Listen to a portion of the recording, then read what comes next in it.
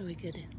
Morning, this is Amanda again from the University of Alabama. This is the halls of residence that we're staying in. Just here, it's called Frank Frantz Hall. So this is a typical college, I think, where which would compare to our universities back home. So I've just woken up ready for day 3 of Space Camp, but I need to tell you about day 2. We had a great day yesterday, really long day, but full of lots of excitement. We started off hearing about all the missions. So what they've got here, if you've been to the Space Centre at Leicester and you've been and done a Challenger mission where you split in half and half do mission control and half go off and do a mission on a space vehicle, they have these kind of simulations here, but they're in a different league really. They've basically got full mock-ups of all the modules on the International Space Station, of the cockpits on the shuttles, and more than one shuttle, and you know, every type of vehicle, and then mission control. So yesterday morning they told us about all the different jobs on the ISS and on the shuttles and on mission control, and we had a presentation in the morning about what the job involved, so we could start choosing what we'd really like to do. So we're going to do 2 big missions. The first one we started last night, we're finishing off this morning at 8 o'clock, is a shuttle mission with the ISS, and then the other one's a lunar landing mission that I think we're doing in the next couple of days.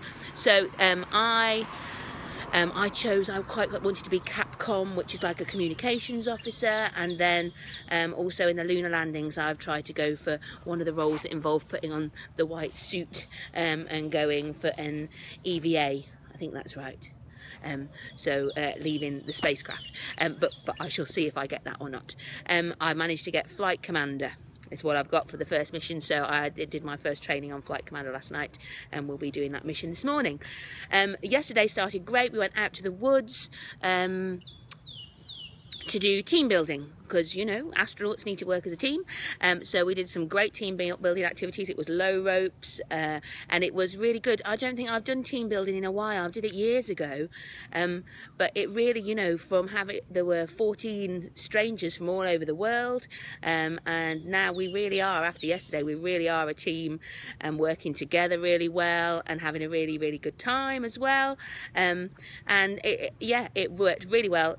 Very good fun, but it did make me think about team building skills and actually their place back in school, because, you know, sometimes we get a bit frustrated with our wonderful children not being the best team members, and actually some of these simple models that we might have done years ago, perhaps we should start bringing back into the classroom as well to help build teams for learning in the classroom.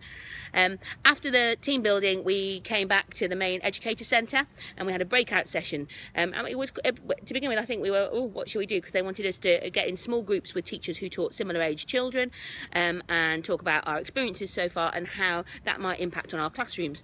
But we weren't, you know, we thought, oh gosh, it's a bit soon actually, but once we started talking, it turned out that actually it wasn't too soon, and already our heads had shifted.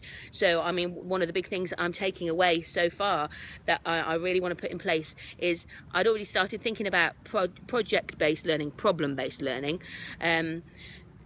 before we came here, but then speaking to lots of different educators here who teach in that way, where they'll have a problem for a half term, and then they'll connect all the aspects of the curriculum into that problem and build it up. So it's very much thematic learning, but I think actually that could work really well for science. It's going to need some mapping out of the curriculum, but I could certainly see huge aspects of the science curriculum that could go through space science. So you could have a problem-based learning theme for a term of space science and incorporate the aspects of the curriculum into that. But then I guess you could have different problem-based learning that were more connected to the environment or our planet, or, you know, life on Earth as well. So I think I'm definitely going to go and look at that when we get back into school, because I don't know, I think if you've got a stimulating subject material, well, I'm certainly more engaged when when you're getting all this facts that people have really done this, and, you know, what they're trying to do now, and so I think trying to incorporate that real science in more into our learning, but also current real science, I think will have a huge impact.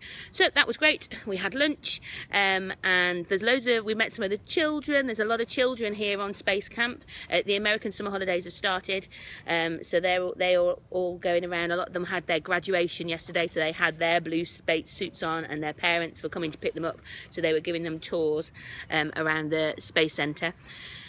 We had a bus then take us out away from Space Camp into the wilderness to a big area with a lake, where we did a few different simulations involving water. So the first one was a helicopter crash, where we got in, 6 of us got into like the body of a helicopter, and then it was on pulleys, and it gets dropped into the water, and then it tips up as a helicopter would, so the water all comes in to the helicopter and the water level rises, things like you've seen on a television movie. It's like, oh, it's a little bit scary, but not too bad. It didn't go right up to the top of the cabin, but you know, it went quite high, and then you have to escape. So it was practicing that, and then they had the helicopter rescue that you often see when astronauts do splashdown, and the helicopters will come along with the big baskets, and you have to climb in and they hoist them up. So we did a practice on that, which was great fun, and that was my favourite bit actually. And then we did a zip wire, which was simulated for parachutes, parachute landing. So you go backwards with a full parachute, so you learn how to put the full parachute harness on and then go backwards into the lake across this zip wire. So I was very brave, I did everything, and it was all really good fun. And I don't know, I think it, you know, in terms of how that impacts on the science classroom, I don't think I've taken something directly from that, but I just feel like I have a better appreciation of the things that are going on in the different stages of landing, and getting the astronauts out and things. And yeah, you know, there's a lot of forces in there and things. We could come up with some problems to go with that, but it was certainly really good fun. We then came back to the museum, to the Rocket Center. So there's the US Space Center and Rocket Center then here in Huntsville, Alabama, and we had a guy who was a computer engineer on lots of the Challenger missions, and he gave us a tour. And so he just told us loads of great stories about how things work, and he gave us a little bit of a shuttle. He's got some mylar shiny material that was part of Columbia, so we've all got a little bit of a space shuttle, which is really cool. So I should bring that home. It's very tiny, but you know, it's been to space. So he was really interesting. He told us loads of great stories about the moon landings, about he was very knowledgeable about the early missions. So again, talking about Gemini and Mercury and the Apollo missions. We were in a big hall that's got a real Saturn V rocket. I think it took Apollo 15 up to the moon, which, if you're watching from Shubman Street, that was one of the rockets that brought the moon rocks back that we've had. So I've seen that rocket. It had the moon lander and the moon buggy, and a lot of the simulators as well. The spaces that the astronauts were in were on all the missions, to be honest, but the early missions, absolutely tiny, and for such a long time in such an enclosed tiny space. But that was great. I've got lots of photos, I've got lots of data, lots of great ideas there to take into the classroom when I come home, and so that was really good. And then it hadn't finished, so after that we spent time as a team, and we had to design our own mission patch, which we're then going to get made to go on our suits. So our team is Team Harmony, and we were represented by, so we wanted to represent that there were 14 of us, and that we were from 5 different countries, and that we were science and maths teachers. So we've come up with a patch. I shall put that online later so you can see what our patch looks like. It's really cool. So they're going to make that for us, and then we came back to do our mission training. So our mission training is with the Shuttle Atlantis. So we've got a team who are in the cockpit of Shuttle Atlantis. It involves working with the ISS. So we have a team working in the ISS.